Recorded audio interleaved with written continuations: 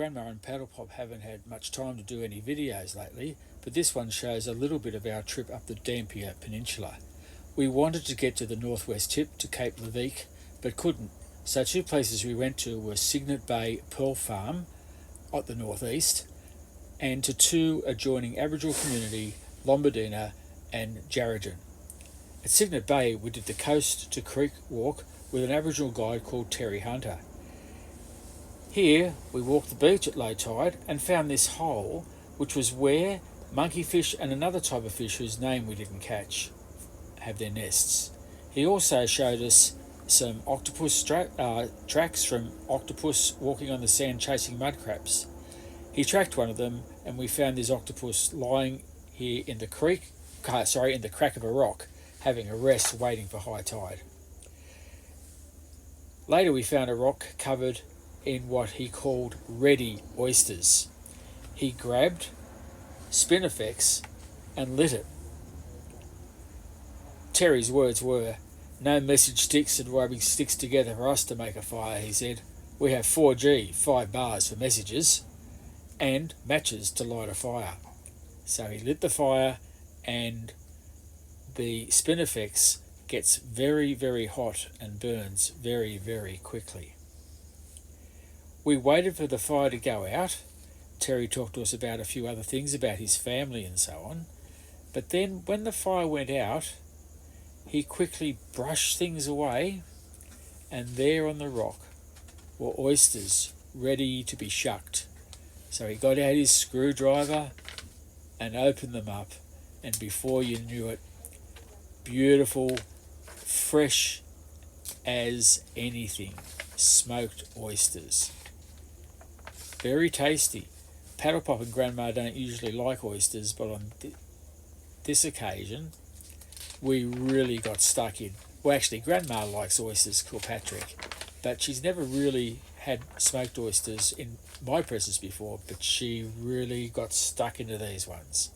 We saw their ingenuity in taking one of the boats across the really wide beach to get into the water.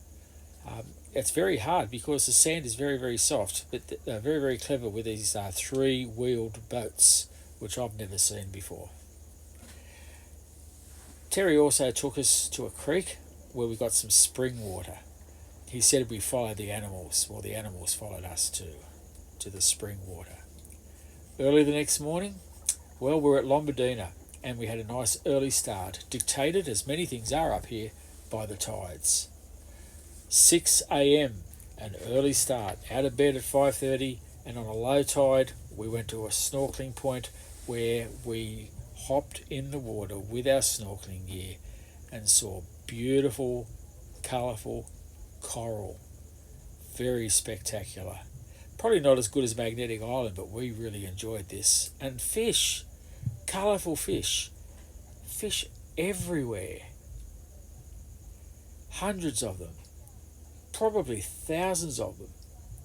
Fish and coral, all shapes, sizes, colours. And they just swam around freely and swam very close to us, and we were able to see some of the really spectacular ones, the skinny ones, the tall ones, the fat ones, but all of them unique in their own way and magnificent colours. This one that Grandma particularly found interesting was this piece of coral with all the colours on it, but also this fish that's about to come up on the screen, black and white dots, and she described it to us as a bit of a frilly fish. You can see the frills on it there. Very pretty little fish. And by the end, we were really cold. But for me, the highlight was we also got to see what I would call a bug-eyed stingray. And we swam with him for a little while too. All in all, we were really cold by the end because it was such an early start. And it is winter, even up here. But we were really glad that we came up to the Dampier Peninsula and saw Terry Hunter and coral and fish.